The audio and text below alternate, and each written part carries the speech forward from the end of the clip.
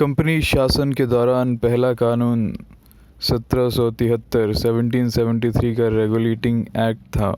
इस अधिनियम ने ईस्ट इंडिया कंपनी को भारत में अपनी क्षेत्रीय संपत्तियों को बनाए रखने और अपनी गतिविधियों और कार्यप्रणाली को विनियमित करने की अनुमति दी। इसके माध्यम से पहली बार ब्रिटिश कैबिनेट को भारतीय मामलों पर नियंत्रण करने का अधिकार दिया गया। इस अधिनियम ने बंगाल के गवर्नर के पद को बंगाल के गवर्नर जनरल में बदल दिया। वॉरेन हेस्टिंग्स को पहला गवर्नर जनरल बनाया गया था।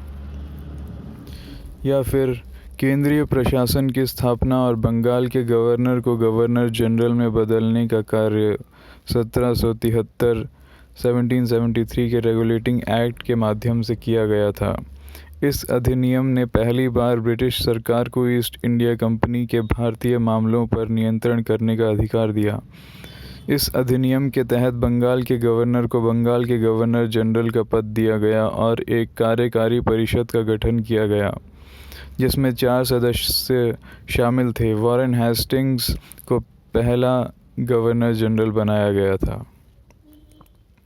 Yes, that's correct. Warren Hastings was appointed as the first Governor General of Bengal under the Regulating Act of 1773. This act marked a significant shift in the administration of British territories in India, aiming to bring greater control and oversight by the British government. Hastings served as Governor General from 1773 to 1785.